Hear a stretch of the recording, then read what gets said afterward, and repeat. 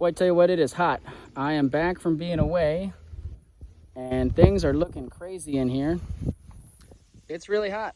I'm back from my trip, and it is really stinking hot. And I'm just going to talk a little bit about how hot it is and other things. We're now almost at the end of July here, and we had a pretty good season as far as rain goes earlier in the season. However, it's been dry for the past little over 2 weeks, and it's been very frequently in the 90s as the high, and so it's hot and dry. And at the same time, it's the middle of growing season. We're getting a lot of daylight here, and the garden is going bonkers. I mean, it's just crazy how different it looks from when I left.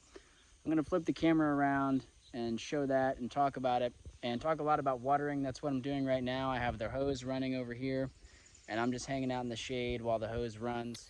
So I very quickly lost my pathways. I had to come in here when I got back. The tomatoes were all flopping over into the pathways. I have them sort of tied up. And, this is what happens when you have a good habit of planting densely and a bad habit of narrow pathways, and you don't take the time to build a trellis. You get this hilarious, slightly irritating, but very entertaining situation of chaos. This is chaos gardening at its finest. And I'm really happy with how this is going. This is not a surprise to me that this happened. This was kind of the goal, was to just have chaotic diversity and really dense plant cover everywhere, which is really what's happening here. I do kind of wish I had built wider pathways, and next year I do want to have time to trellis some stuff. I think this would be a lot.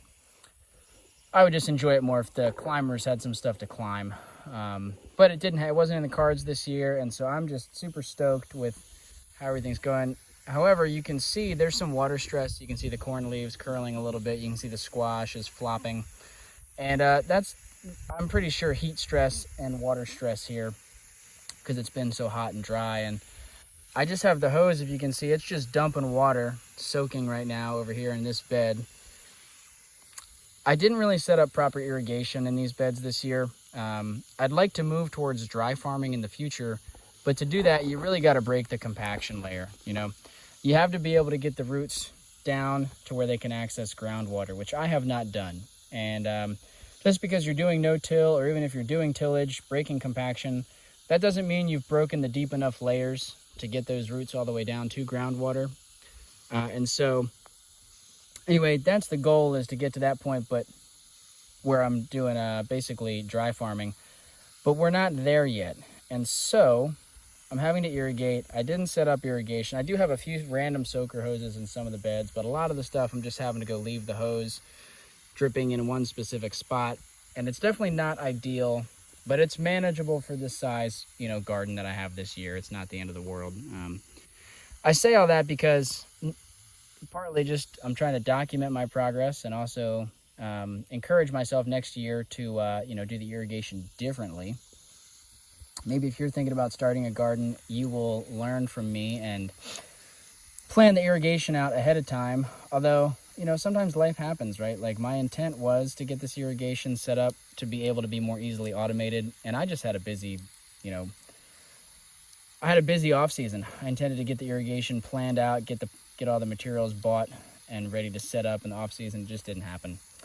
And sometimes that's life, right? So we're making do.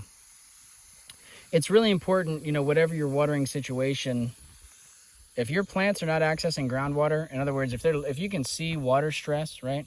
If you can see curling, flopping leaves like this, it's time to get out there and water. When it gets hot like this, up in the 90s, and it's dry, it is really important to keep your plants hydrated. I mean, just think about yourself. It's really important to keep yourself hydrated when it gets this hot. You know what it's like to be out in the heat. You start sweating. All of a sudden, you can feel your body starting to run out of sweat. If you don't replenish your fluids, you start to feel terrible. I mean, things can get dangerous really quick. Plants are no different. I mean, the physiology, is a little bit different, right? But it's kind of the same thing, right? They get heat stress, they get water stress, and it can be very traumatic for the plant. Try to avoid it if you can. Hopefully you have the ability to irrigate. I guess also, it's important to say and to think about being responsible with water. I'm at a place here where we're not in a drought. Like, it's been dry for a few weeks, but we've had a really good season with rain. So we have well water, adequate well water. I really would like to move in the future to be using a lot more rainwater. So it's really exciting to have come back from the trip. It was kind of progressing in this direction. If you look at, you know, the video of 2 weeks before, like right when I left and compared to now, I mean, it is just a crazy amount of growth. I'm not gonna stop and look at every single plant. I tried to look at a lot more of them before I left. You know, here even cover crops are coming up. Pretty dense. I'm pretty happy with how these cover crops are coming up. I've been picking mad amounts of cowpeas out of here. Started to get some tomatoes out of the other bed. You know, there's still surprisingly a lot of kale hanging on. You can see it is really getting tired out here in the summertime. Plenty of lamb's quarters, greens to eat, you know. All right, so continuing on with the midsummer garden update. You know, it's been a few days, maybe a week since the last time I've recorded anything for this video. I've kind of lost track of what I've recorded actually, because it's been so hectic here recently between getting back from my travels and farm sitting and whatnot. But I'm out here in the garden doing some harvesting and watering. You can see we got some summer squash and tomatoes starting to come in a little bit, and a lot of these cowpeas. And cowpeas is what you might know them as. I actually don't like to call them cowpeas. We're talking about, you know, this plant here. They're kind of randomly all throughout in here. This bed has a lot of them, but, you know, all throughout here, I've got them all over the place.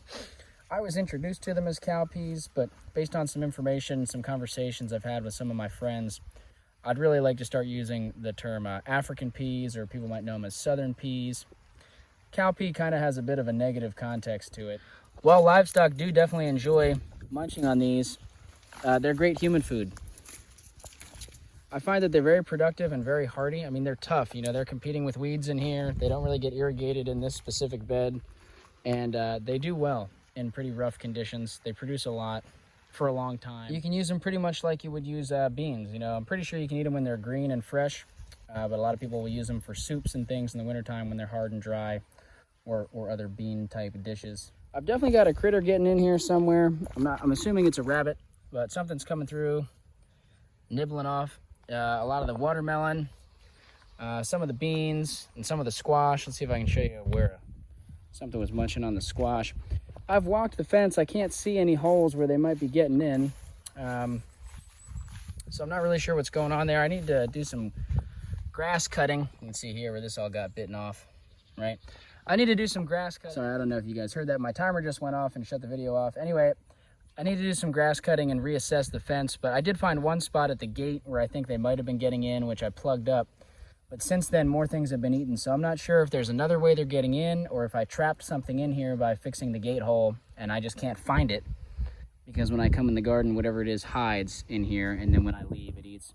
But there's so much growing, it's not really a huge problem right now at the rate that things are going.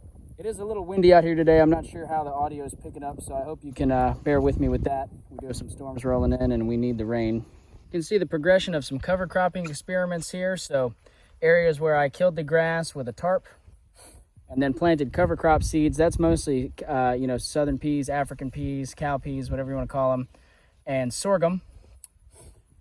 Maybe a few other things mixed in there. And then here is a new area I just planted the other day that I'm transitioning. Again, this is cover crop, but this is brassica-based cover crop. So now that we're getting into August here, time for me to start planting the cool season crops. So you can see this is really dense. So, you know, at some point I might want to come in here and thin. The good news about this type of stuff is I can eat as I thin, so that'll be good. Need to get the water on this. I have the watering some new areas over here. You can see everywhere there's bare soil and straw. I have spread cover crop seed. That should be germinating any day now. And as you can see, things are going pretty crazy in the garden. It's pretty chaotic, which I like. A lot of craziness going on. I was just digging some summer squash out of here. It's almost impossible to get all of these peas. I walk up and down the line, get them all, and then I walk back and down the line and I find more. Anyway, that's about it. That's pretty much what's going on here. This is where all the tomatoes are. You can see some of the tomatoes are starting to ripen up. We should be getting a lot of good tomatoes in here soon. A lot of different varieties in here. You can see some more purple types.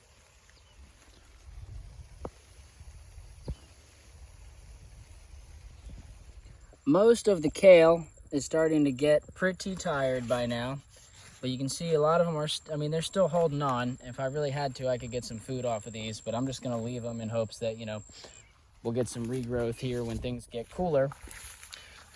Some of the brassicas are still doing okay. Let's see if I can get it. It's kind of wet over where I want to get. Well, I might just get a little bit wet, but you can see The water feels good anyway.